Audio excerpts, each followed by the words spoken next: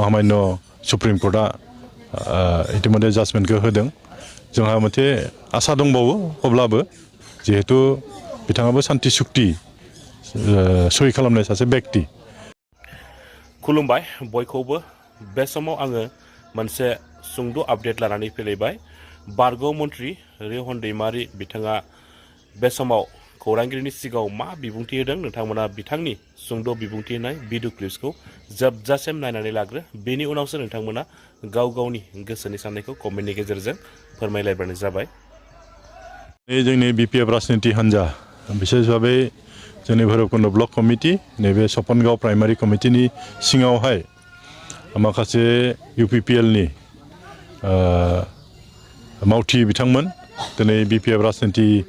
हान्जायाव बिथांमोना जइन जाफैदों बे जोंनि थाखाय गोजोनथावना बाथ्रा बिथांमोननि जइन जानाय लोगो लोगो आरो जोंनि बिपिएफ राजनिति हान्जाया आरो बांसिन गोख्रों जासिगोन आरो नैबे बान्दरगुरियावबो गिदिर मोनसे ग्रुप दिनै जइन जानो गोनांमोन नाथाय बिथांमोना गामिया एसे रायलायबावनो गोनां थानायलाय बिथांमोना जइन खालामासै गुबुन दिनाव बिथांमोना आरो जइन जागोन आरो बेबायदिनो गोबां जोंनि बिजेपि आरो इउपिपिएलनि मावथि बिथांमोन जइन जानो थाखाय सावरायगासिनो दं गाबोनबो जोंहा मोनसे एग्जिकिउटिभ लादों बाहायबो माखासे इउपिपिएलनि दैदेनगिरि बिथांमोना बिपिएफ राजनिति हान्जायाव जइन जागोन बे जोंनि थाखाय गोजोनथावना बाथ्रा जों मिथिगौ बा रायजो राजाफ्राबो बुंगासिनो दं जे इउपिपिएल राजनिति हान्जा प्रमद बर' बिथांनि दैदेननायाव जिफोर खोथा होदोंमोन जों सरकार दानो हायोब्ला गोबां रायजो राजानि खामानि मावगोन जोंनि ओनसोलाव जों सान्थि सम्प्रिति लाबोगोन ओरैनो बिथांमोना गिदिर गिदिर बाथ्रा बुंदोंमोन नाथाय बे सारि बोसोराव बिथांमोना बेबायदि धरननि मोनसेबो खामानि मावनो हायाखिसै बेखायनो रायजो राजाफ्रा गासिबो नार्भास जाजोबखाबाय बिसोरनि सायाव आस्था आरो फोथायनाया गैखालिया बेखायनो लोब-लोबहै फैनानै जोंनि बिपिएफ राजनिति हान्जायाव बिथांमोना जइन खालामफैदों बे फरेस्ट डुवेलार्स एक्टनि जुगेदि माखासे ट्राइबेल गामिफोर जों जेब्ला सरकाराव दङमोन बे समनिफ्रायनो गामिफोरखौ सार्भे खालामनानैहाय होनाय जादोंमोन आरो बे फरेस्ट डुवेलार्स एक्टनि जुगेदि माखासे गामि बेबायदिनो रेभिनिउ गामियाव माबा जाबाय कनभार्ट जादों दा बेबायदिहाय गोबां गामि जाबावनो दङ आरो जों आसा खालामगोन फैबाय थानाय समाव बेफोरबो मोनसे सुबिदाखौ मोनगोन जों आसा खालामदों आरो बेखौ जोंथ' आसा खालामदोंमोन सासे बर' फिसा हिसाबै जेसेबांबाबो बर' जाथिनि थाखाय बिथाङा नांदोंमोन आरो बेबायदिनो बिथांमोना सरकारजों सावरायनानै मोनसे सान्थि सुक्तिबो खालामदोंमोन रन्जन दैमारिया सासे सान्थि सुक्तिकारिमोन जों आसा खालामदोंमोन बिथाङाबो जेलनिफ्राय गसिगोन होननानै खिन्थु मैया आं डिटेल्स आं थाङाखै मैयानि जिथु राय जिथु खोनादों जाबजीबन कारादन्द'आ बाहाल थागोन महामान्य सुप्रीम कोर्टआ इतिमध्ये जाजमेन्टखौ होदों जोंहा मोनसे आसा दंबावो अब्लाबो इयुननि समाव हयथ' बिथाङा गगोन जों आसा खालामदों जिहेतु बिथाङाबो सान्थि सुक्ति सहि खालामनाय सासे व्यक्ति आरो जों मोजां मोनगोन बिथाङा जुदि गयोब्ला जातिनि थाखायथ' बिथाङा गोबां सेक्रिफाइस खालामदों माने आर्मस रिभलिउसन खालामनानैब्लाबो जातिखौ मोनसे जाति दानो थाखाय बिथाङा नाजादोंमोन नाथाय दुखुनि बाथ्राया बेनो बिदिब्लाबो बिसोरो माने सिलाइ हमनायखौ गारनानै सरकारजों सावरायबाय आरो सान्थि सुक्ति बिथांमोना सायख' खालामबाय सहि खालामबाय दा हिसाबै बर' रायजो राजाफ्रा आसा खालामदोंमोन बिथांमोना गसिगोन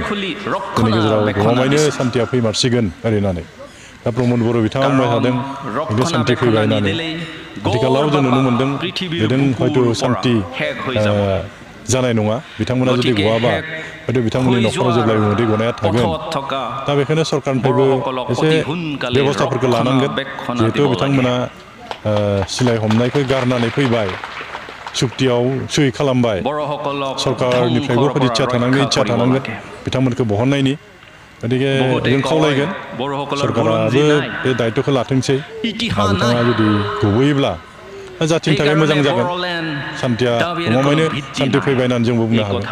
हाग्रामानिल' खोथाथ' नङा बिपिएफ राजनिति हान्जा हिसाबै जोंनि राजनिति हान्जाया जा हायो जोङो गोजौनिफ्राय लानानै एकदम गाहाय लेभेलसिम गामि लेभेलसिम जोंहा अर्गानाइजेसना दङ आरो जि लेभेलाव जिफोर खामानि मावनांगौ जिफोर बाथ्रा बुंनांगौ बेफोरखौ जों बुंगासिनो दं मावगासिनो दं दिनै प्रमद बर' बिथाङा जेसेबांखि दा बुंथों मानो बिथाङा खामानि मावनो फेल जाबाय बिथाङा जिखिनि बाथ्राफोर होदोंमोन बिसायख'थि सिगाङाव जिफोर खामानिखौ बिथाङा मावगोन होनना बुंदोंमोन जिफोर अनुस्थान प्रतिष्ठान बिथाङा लाबोगोन होनना बुंदोंमोन मोनसेबो लाबोनो हायाखिसै खामानि मावनो हायाखिसै बेखायनो बिनि सायाव फोथायनाया गैखाला रायजो राजाफोरा थेवबो जों नुदों जे हाग्रामा महिलारि बिथांनि दैदेननायाव बिटिसि सरकार जेब्ला दङमोन गोबां जौगानाय खामानिफोरखौ मावदों आरो गोबां जाथि जनगोष्ठीनि सायाव मोनसे फोथायलायनाया फैदों आरो माने सानसे समाव परिस्थितिया बिराद गाज्रिमोन नाथाय हाग्रामा महिलारि जेब्ला सरकार खालामबाय बै समाव गुबुन गुबुन जाथि जनगोष्ठीखौ लानानै खामानि मावनायखौ जोंबो नुदों जोंबो मावदों बेबायदिनो दा बेखायनो बिपिएफ राजनिति हान्जानि सायाव जोंनि बिटिसि ओनसोलनि रायजो राजाफ्रा गोबां बिसासा दङ आरो माने दा बेखायनो आंथ' बेखौसो बुंगोन जे इउपिपिएल राजनिति हान्जानि सायाव रायजो राजाफ्रा फोथायनाय गैलिया जिहेतु बिथांमोना जेब्लायबो मिसा खोथा बुंबाय थायो दा बिथांमोननियाव फोथायनाया गैलिया दा हाग्रामा महिलारि बिथाङा जिहेतु गोबां खामानि मावबोदों जोंनि ओनसोलाव दा बेखायनो रायजो राजाफ्रा लुबैफिनदों हाग्रामा महिलारि दैदेननाय बिपिएफ राजनिति हान्जायानो सरकार खालामफिनब्ला मोजां जागोन आरो जोंनियाव जिफोर समस्या दङ बेखौ बिथाङा मावलांनो हागोन बेखौसो रायजो राजाफ्रा सानो आरो लुबैयो